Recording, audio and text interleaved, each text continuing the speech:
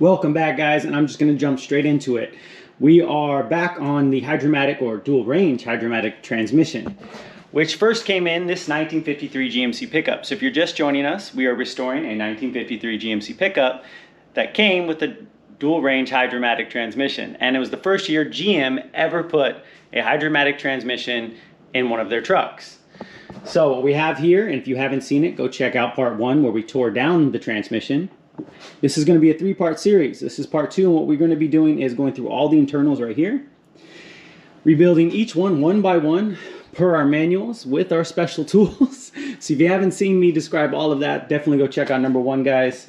And if you remember from number 1, I had the Taurus cover, let me turn on a light for you, with the broken springs and these that are just rattled, completely gone. Well, look what we have here. All very tight. No loose springs. This one is awesome. Where I got this one from is I also have a 1954 Hydramatic transmission out of a 3/4 ton GMC truck. And so it's an exact swap. All the bolt holes are great. It's the same size. I measured everything. All the splines are exact. This is an exact replacement. Now you're probably wondering, why am I not using that transmission? And that's because that transmission is a open drive line, because it came from a 3/4 ton, even though it was recently rebuilt. I do have plans for that transmission, but that's way later on in the channel because I have a ton of plans for this channel. Anyways, back to this. We also have the Taurus members from it, and I'm not sure, so those are the originals and those are the other ones. I think these, if I use this Taurus member, I'd get a higher stall, similar to putting a higher stall torque converter, but I need to do more research on that. Like I said, what we're jumping on today is going through and rebuilding each part. What I have underneath here is the valve body. Now we're going to go through and go step by step with our manual. And of course, it wants to start with the hardest part, which is the valve body. Now, I'm not exactly sure what I'm doing when I go through this, guys. I've never rebuilt a transmission, especially an antique transmission like this.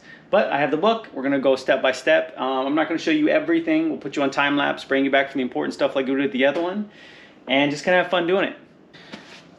All right, let's go ahead and get this started. Like I said, guys, I don't truly know what I'm doing in the idea that I've never done this before. I'm just going down this book. So it's A, B, C, D, just as it says. I'm going to follow it to the T. And if you don't remember or you haven't seen the first one, definitely go check it out. But this is the GMC truck Hydramatic transmission rebuild. Operation and maintenance, it's a full rebuild book. This is book number X5306, and the 53 is for the year. So this is for the 1953 transmission, which is exactly what we have. Let me find my place again. Now, of course, it asked you straight from the start to work on the hardest part, which is the valve body here. This valve body is pretty much an analog computer. This does everything. All the shift points, everything kind of runs through here. So literally it's like half a page of just warnings of not messing this up. So I'm gonna take it slow. I'll put you guys on time lapse and bring you back, especially when I start using some of my specialty tools, which I'm super excited about. All right, guys, let's get this done.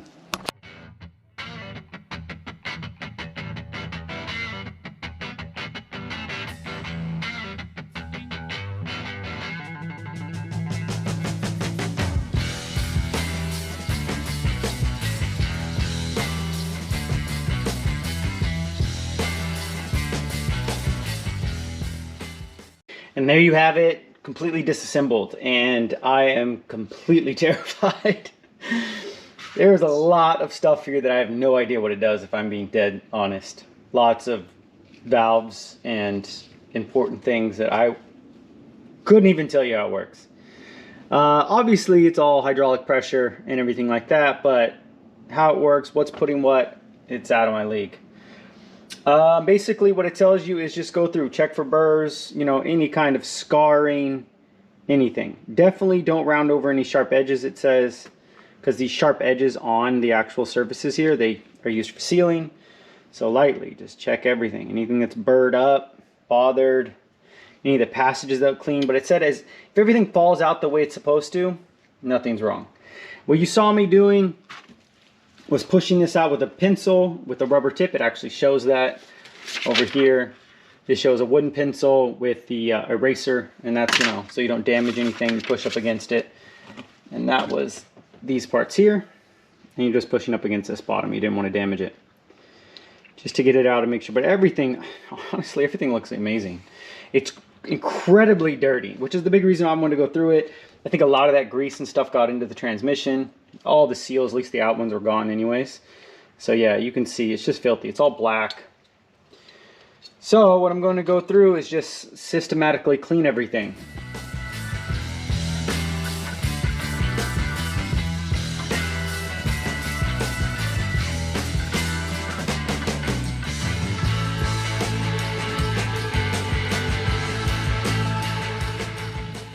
All right, and now lastly we come over here to the seals. Okay, so these are conical, so looks like they want them shaped like that, creating a void, and they've got the picture over here. I'll show you guys in a second. The conical surfaces like that. Now this is where we finally get to use our rebuild kit. The rebuild kit does come with a new seal, which is this one here. And it's okay, this one's actually still a little pliable, but this is definitely all nice and soft. A little bit, and then you face the lip inward. Holy crap, guys. That was intense. That took me 4 hours. 4 hours. Here it is done. I am going to keep it in here. It does say you need to make sure any dust particles, so this will be tucked away until it is ready to be installed. Here was I talking about the washers, so you want to, they're concaved, you just want to reverse them and then put your seal here. I'm guessing that way it puts spring pressure on the seal, which makes sense. So that is all done. This is crazy. Like, all of that just to clean it. There's nothing, this is the only seal, this is the only thing that needs to be serviced.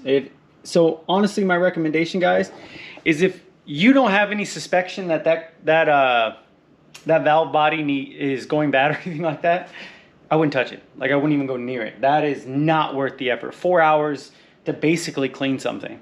And since I didn't have an ultrasonic, it definitely is not as clean as it could have been. So that is a huge lesson. I will never do that again unless I think there's an issue. And then I'll be bringing an ultrasonic with it. Otherwise, basically all you're going through is inspecting surfaces. And then even if you find anything wrong, you're gonna have to replace the whole valve body, because not like you can really find parts for stuff. You might have to go find a parts transmission. So unless that's a suspected thing or it's completely filthy, there was a lot of gunk on there, but I wouldn't touch it. I just wouldn't even go near it, guys. So much effort for no reward. But here we guys, fully rebuilt or cleaned. I mean, that's the best I could say. I know this light is kind of causing some problems. I just needed some light for the bench. I'm gonna have to get one that doesn't have flicker issue, guys. Let's go ahead and rebuild the rest. Hopefully I just blaze right through that. It's done. Man, that was crazy. All right, guys, let's finish this. Well, guys, actually it's the next day and I made some changes. I stayed up all night just thinking about how last night went, and I realized that I needed to put together a better plan. So this is what we have here. I went and picked up an ultrasonic cleaner. This one's a little small. I actually have a bigger one on the way, but that way we can truly clean these parts properly. So I will be going through and doing the throttle body again, not throttle body, valve body again. And then, so I have the cleaner in there, which will then come here into a water tank, then over here to our solvent tank, and then over here to finally get put in ATF. I already did that whole process here with the filter. Came out pretty good. It's really hard to see on camera, but I mean, that turned it black. I actually had to change the water after I got everything out. It's clean inside, so I'm pretty happy with it, guys.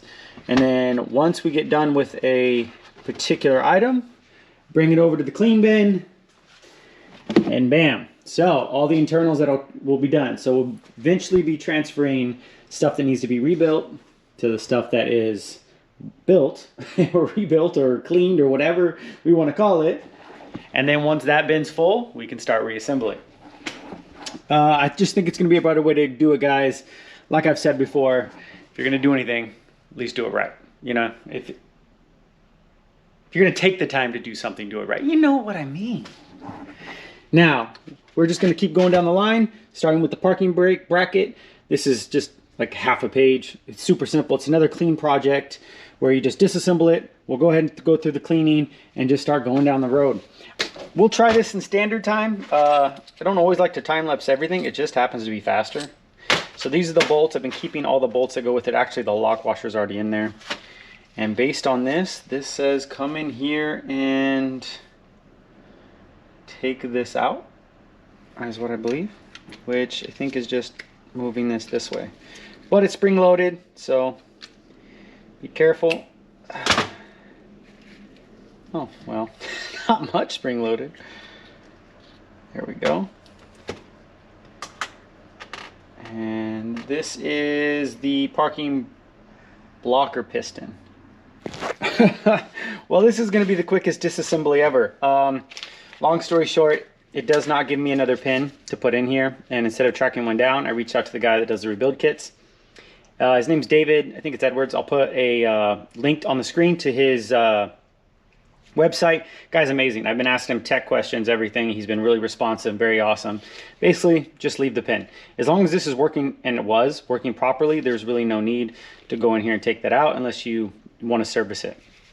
But what we'll go ahead is just toss this all in. I was able to take this out. We'll clean it and put it through the process, put it back together, and run it. Downside, this one only goes for about 8 minutes. So I think I have to run it 2 or 3 times. So we'll just go ahead and put it in there. Bolts, the piston, everything. And we'll be able to mark this one off the list pretty quickly. All right, it's done on the first round. But I gotta tell you, that water looks dark. Oh wow, that actually, that looks great. It might just need 8 minutes, and it is hot. Oh yeah, that looks great, guys. Let me see if I can get a better light for you. Nope, the light's dead. I'll get that fixed in a second. Still a little dirt on here, but I think we can just wipe that away. Man, the body itself looks great. See how the inside of that looked. Yeah.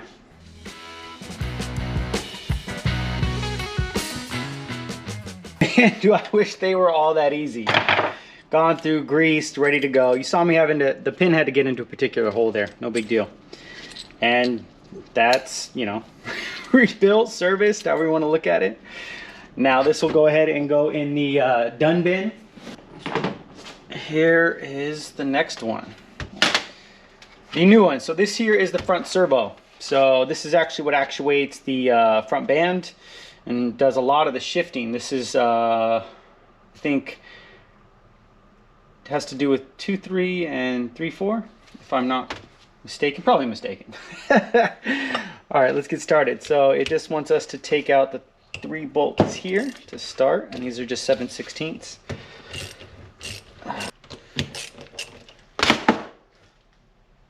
Take your time, expect to make mistakes. As long as you don't force anything and you're patient and you just follow this book, you'll be able to get through this. Even if you're just like me and yeah, you're mechanically competent, but you've never done anything like this, like my hat's off to transmission guys. The intricacy of this is pretty cool. I mean, I enjoy the heck out of this, but to do this day in and day out has got to be tough. Okay, slow, so parts don't blow apart. Definitely a spring. Let's see. There it is.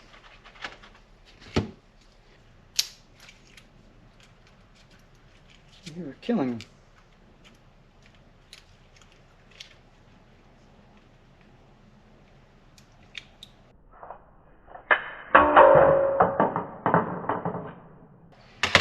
Well, that snapped into a million pieces. This should not have needed to come out that tough. Telling you guys, get my butt kicked with this thing. Oh, let's hope to God we got another one of those, huh? Oh well. Okay guys, so this is my broken ring. And here are all the cast iron rings I have to replace throughout the transmission. And the good news is that there's no good news. None of these are the correct match. So, and that broke because of me. At the end of the day, I know somebody's yelling at the screen. Yes, I stretched it too far. I was trying to get the pliers to work.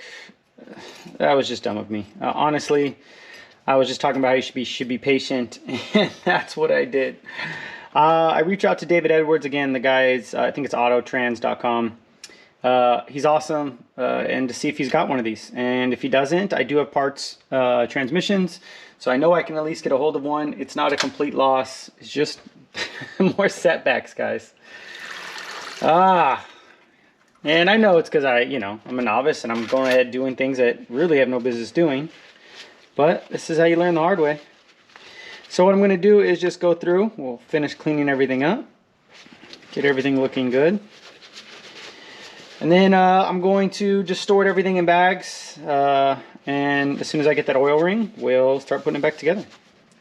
Okay, next up on this episode of how to turn a running transmission into a transmission that will never work again. Let's see what we can break this time. Jesus. Oh, man. Okay. You tell I'm a bit bummed, guys. All right, well, at least I get the opportunity to use one of the specialty tools.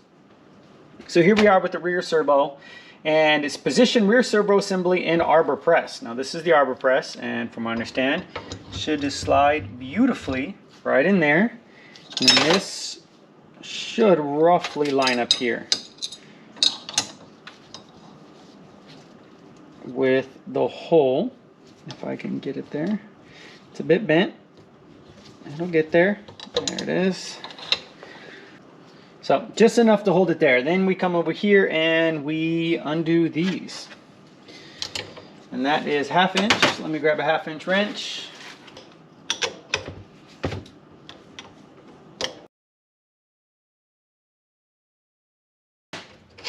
And that worked beautifully. All right. Something that went a little better than I'm used to, huh? And then just back it out. And there it is, guys. I will take the win.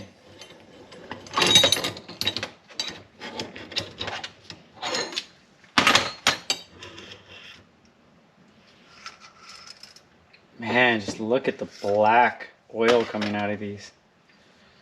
Crazy.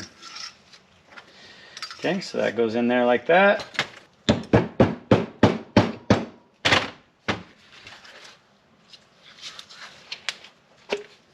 Okay. There we go. Yeah. That gasket is shut. That's fine. We do officially have one of those gaskets. Something we do have. Oh, that's always fun. So this popped out of here, from what I understand, and most likely had this spring behind it, which would then put it going into here, like that. Set that off to the side. We have a spring inside here that doesn't just pull out. We can put in another cotter pin later. This is definitely one of those things where, like, you can even see where I'm doing when I'm all the way over here. Like, discretion on what you want to take apart and not take apart is definitely there. All right, all clean. I actually had to change that out. That's only what, the third part we used, and that was black, and it's already starting to get black again. It's nuts how much stuff is coming off this, guys. But as you can see, I mean, parts are coming out looking really, really good. These are all covered in oil. These aren't. I actually want to show you this. I already tested it out, so I know it works. So finally, something I did right. They have a cool little way to get these back in. They say basically take a punch, and everything has to be dry, and you kind of just stack them together. I mean, somebody probably already knows this, but it's pretty cool. So just get them all in here.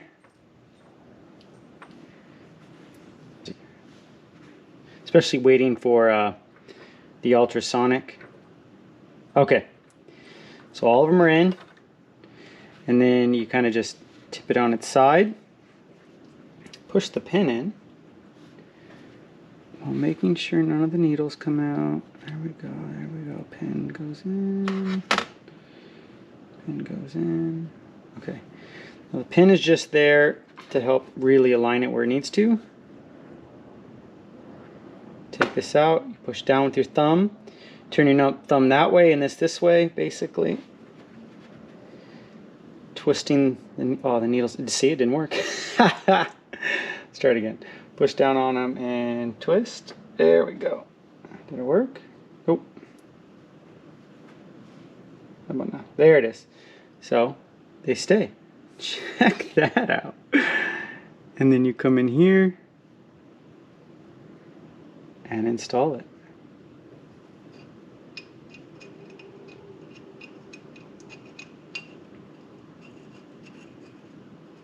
Just like that. Yeah, I'm excited about the basic things. I wonder if that's side specific. Now I gotta go back and see if I installed it on the right side. It's not on the right side. You know, that's the story of my life. It actually should go through the other side, and it might not be side specific. But if it's showing one way, might as well try to use it. See, they stay this whole time. Oh man, I had to pull it out to show you guys. It's usually when I want to like check on something that something bad happens. All right, let me get this done and I'll bring you guys back. Okay, fiasco diverted. So averted. New cotter pin. Where?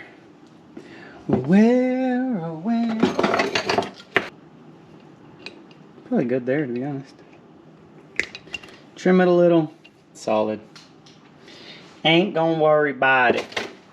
Alright guys, I'll put you on time lapse. We'll slam this back together. One thing I do want to show you is, I know, so gaps. So everything in here is clean. I know I didn't mess with the oil rings. I went through, made sure everything was well oiled, cleaned. I definitely got all the acetone in there. And then what I did was, you can come in here and you see this little gap. I don't know if that's what it's for, but I was using it. And testing ring gap. There it is. So that's in.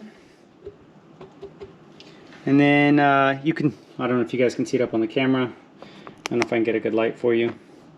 Here it died. But basically, you're supposed to check gap 1 to 6 thousandths. That's barely, I mean, I'd be surprised if that's 1 thousandth. So we're good to go on our gaps, and I'm going to go through and check all of them, but I've already checked most of them. So we're good to go, guys. I'm making sure I am checking on that. And here, let me get that light for you so you can really see. That's what I'm talking about. Ooh. I mean, you can't even see it. The line's there. So if you're not able to see it, it's real nice, real tight. Everything's, all the rings are doing really well. So we are good to go, guys. Like I said, let me put you on time lapse and let's just slam this together.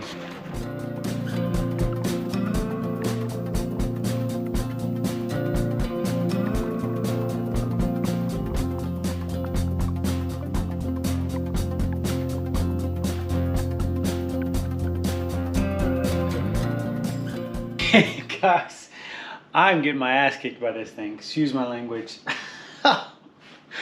So, as you guys saw, I was using this tool and it's a piece of crap. Basically, if you can see, it's just so bent. I was hammering it back and forth trying to do, basically I didn't want to force this, because if you force this piston at all, you end up gouging and you start destroying stuff in here. So I was going slow and going back, nothing worked. I ended up having to walk away from it for a moment. I went and got my fiance. I held it down. She cranked it. That woman, she's amazing. So we got it done though. So it's back together, clean. I'm really glad I did this cleaning though, because there was a ton of sludge in this. But what's really cool about this one is I can actually check my work. So to prove that I didn't screw anything up too bad, you can come in here and see if it all works like it's supposed to. And just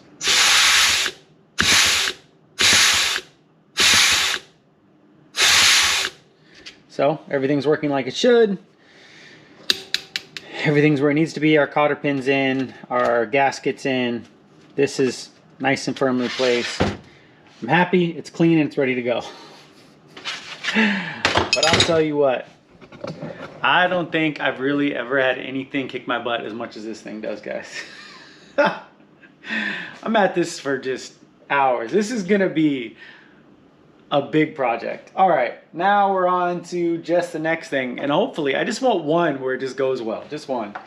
All right, guys, let's get it done.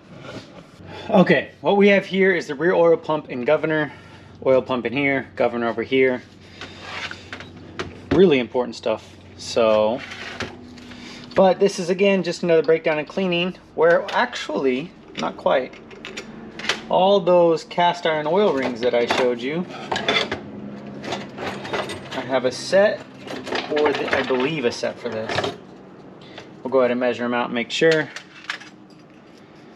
But I think these I do have replacements for. And that'll be the 1, 2, 3, and 4 rings that go here. I think they're actually pretty good, to be honest, but if we have them, we'll go ahead and replace them. And they're definitely a bit tighter. You can already tell that the gap is smaller on these, so we'll go ahead and run them. All right, what do we need to do? If I ever say I want to do something like this again, someone shoot me.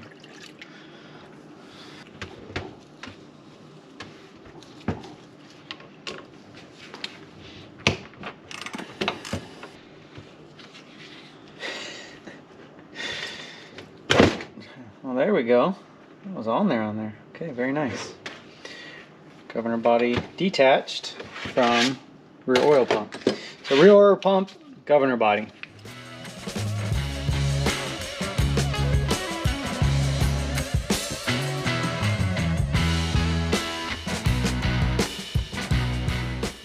Okay. So I did mark the inside of the gear just there, just a little bit. That's just where it meshes, so there doesn't need to be an oil seal there. I didn't want to mess up this surface because that's where it's sealing, or this surface. And that actually looks like that's it, guys. This might be that win that we get. So let's go ahead and... All right, I'll bring you back for the reassembly, guys. The only real check that we have to do on here is the run out on this flange. Now, I tried to use the OG that I was using before, but I couldn't get a good setup, so I brought out my dial indicator. And let's see. So you can see that it's actually pushing. You got the plunger up. We'll go towards 0. Yeah, it's only downside touching this thing. It's not an even surface. Okay, we're at 0. And basically, we don't have any. We have like 1/1000ths, but if it exceeds 2/1000ths of run out, you're supposed to replace it, but we don't even have 1/1000ths. So we're pretty good here, guys. So this is actually in really great shape. And then it just says check all the teeth and the gears and everything. This does have some wear marks to it, but it's still relatively good. And everything in here is really good. So we're lucky. So like again, we'll just go through and clean it up and put it back together. Man, it came out great. I'm always love seeing how clean everything comes out, how gray the cast iron is. It's great. Even the intake pipe came out really good. So we're just going to start right at it. So I don't think it matters exactly which gear this goes into, but it wants this replaced in the same way. And I did mark it. So that's right there. So at least we know which is front, which is back. And that roughly went right about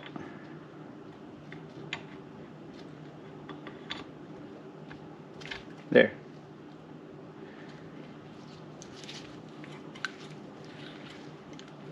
I mean, it's so smooth. I'm not even really sure it matters. I think front and back matters more than where on here it's installed.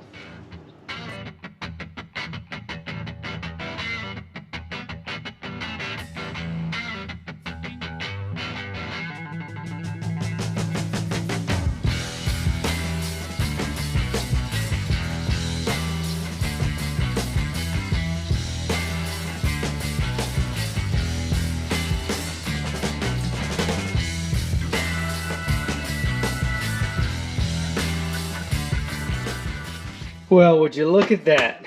Managed to mess with the oil rings and not break them.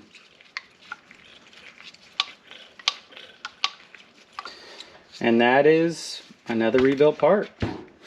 Awesome. All right, moving on. This is just the pressure regulator. This is an incredibly simple part, especially compared to everything else we've been dealing with. It just, you have an O-ring and a seal here. Then, let's see. So, We got these here, this one, this one, this one, this one, and then here. This actually has rubber. All done, clean, and ready to go. Man, this ended up with a ton of pitting. We got to this we got to this just in time. Definitely was already starting to get to the ceiling surface. This wasn't leaking though, which hard to tell with all the stuff, but I think it's okay. You're supposed to replace this, but we're gonna go ahead and reuse it because we don't have another one. Because our rebuild kit did not come with that. Our new O-ring should just all greased up. Should just, yep, fit right over. Just roll it down into there. Should be good to go. And assemble in reverse. So this one had this bad boy on it.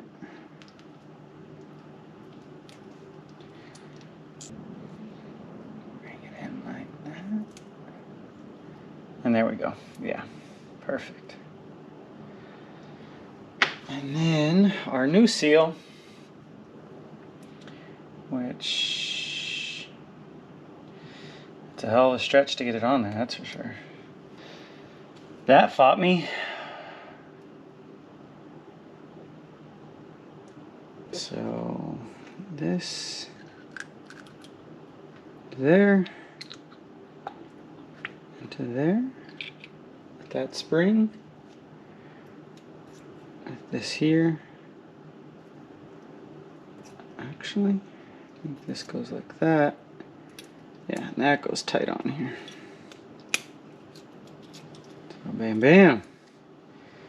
And that is a rebuilt pressure regulator. Finally, a simple, easy one, huh? All right, let's get that put away and move on to the next. Well, good morning, guys. It is the next day. I had to call it a night after all that. So this is day 3 of rebuilding some of the internals. So we're back at it. I went ahead and got new water because that was getting disgusting. I filtered the acetone and also filtered out the ATF. That stuff was getting kind of black too. We have brand new fluid in our ultrasonic, nice and heated up too. And we're back at it. What we'll be working on today is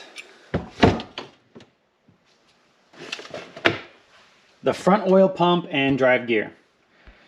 Now that's what this is here. As you saw, I had to go get my book so I can remember everything. But this is what we're going to be setting up. Now, this is actually what faces the bell housing. You see there's a lot of dirt and grime here. This itself is a seal.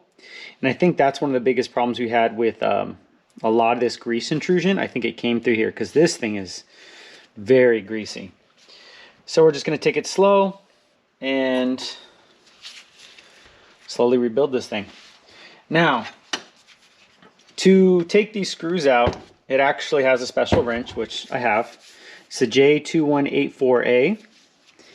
And it goes, this little like boss here is literally meant to have this wrench here.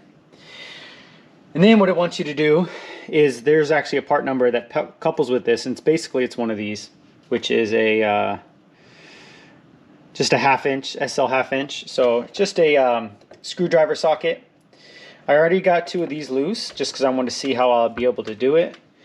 Because you definitely don't want to do this with a screwdriver, or at least one that you got to get a really big one that'll fit in here. Because you don't want to be putting too much torque on these, and these are put in pretty tight. Even though I put this on my ratchet and I still really couldn't get a good angle because this thing doesn't sit well, and it really tells you not to put this in vise. So honestly, guys, I just busted out the impact. It's on the lowest setting. And then I just come in here like this and slowly get at it. And it falls off. And slowly get at it.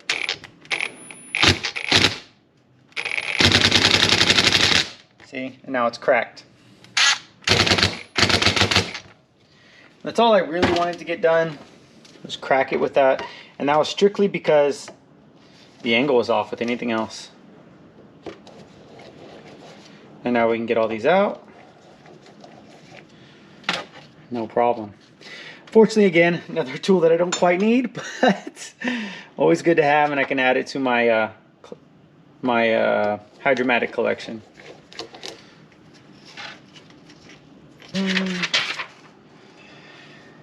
Now you want to pull these away from each other, but there's a certain way to do it. So this huge part is the pump cover, and then this inner part is the pump body. So this is the pump body, and this is the cover itself. And it tells you lift pump body from pump cover. Never lift pump cover from pump body. So you need to pull up this way. Is that right? I'm starting to think that's not right.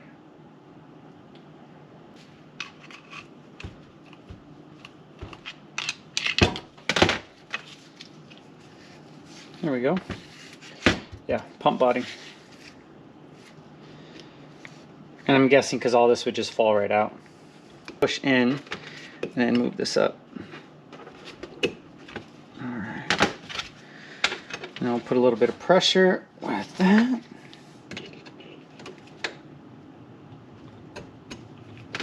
Slowly let that out. Ooh. And see, these little pieces of gunk, and actually that almost looks like a piece of band. This is a big reason why we're taking a lot of this out and cleaning it. Nice. Just used it to push along the edges.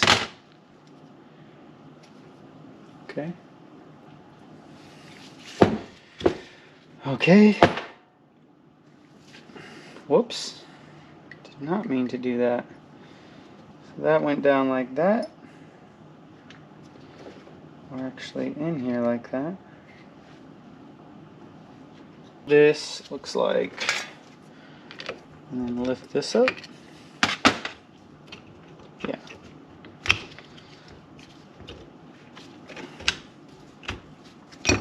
And out. And there's the spring. And then I think we have another one of these guys. But let me verify. Whew. I don't know what I was doing wrong, but I will take that one.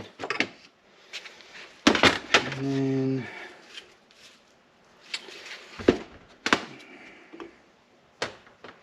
it says take a chisel and hammer to get this out, but I'm going to see if I can seal pull this out.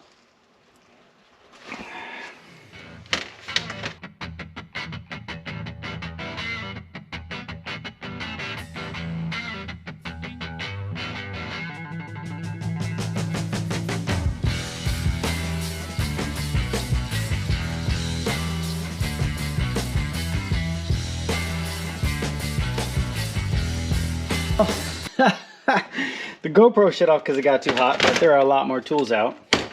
I got the Dremel out. I ended up having to cut some of the strength away from here.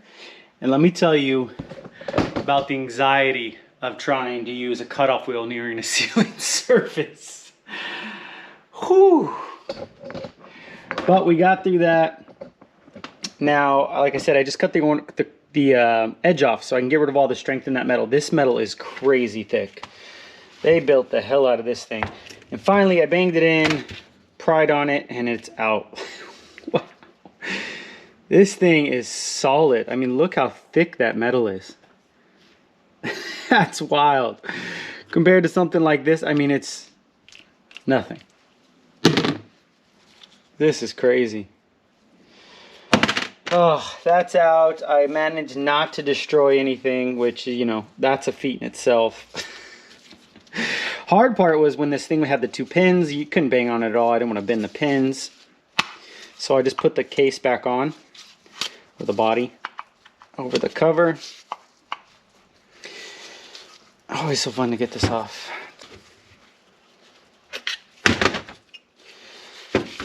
Okay, so seal's out, and that's it. So now it's just going through cleaning everything. Not all of this was my damage. This seal definitely wasn't good anymore. And the rubber is, I mean, it's rock. This thing stopped sealing a long time ago. So we have this new seal. It's a bit of a newer design, as I can tell. It still has the spring in there, but nice pliable rubber, and I think it seals just a little bit different. But we'll run it. I already was going to go ahead and, or I already was, over here, put in the other parts, and that took me so long. These parts I've already ran through twice. So let me go ahead and get all this cleaned up, get all this messed up. We'll bring it back for reassembly, guys. That ultrasonic is a lifesaver. There was so much gunk and buildup around where that seal was, and it just knocked it right out. I did actually have to come and use a bit of a stainless steel brush just in here. We see some of the dark staining was. Again, this was exposed a little bit to the outside of the transmission into the bell housing, so it did get a little bit more of like exposure to the elements. It's re-lubricated. And that was all plugged up, so there's definitely an issue. That port comes out over to this side. I'm not really sure what it does, but it's not specific in here. But we're all set up and ready to go. Man, I cannot tell you how scared I was cutting that seal out with this. I mean, I was just shaking with this thing. Oh man. But it came out okay, so we are good to go. And from what I understand, installation is just reverse of taking it apart. So we find where that spring goes, we lube that spring, slam it in here, and it should just match up right where the hole is. Pop in. That's a tight fit, so it's going to be a, there it is. Don't leave a piece of glove in there, huh? There, and that should be all that takes. And where we marked before, just that tiny little, I mean, you can, just a scuff mark. And they just want to make sure that that's the right side up. And if you can see the wear pattern on this, guys, so you can see how this is kind of, has a tip to it. That was what was facing outward. And then this has two little edges that are worn, and that's where it's meeting these little rings here. So we know that's the back, and I'm just going to install it the same way.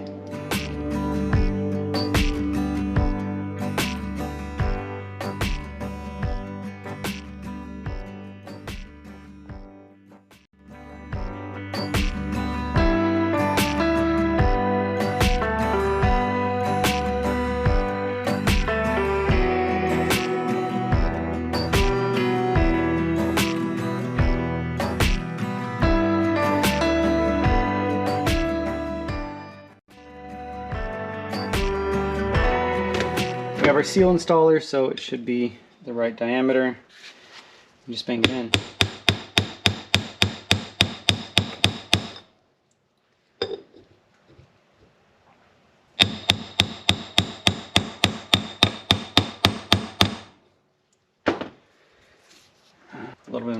A little bit more of oil, and that's it.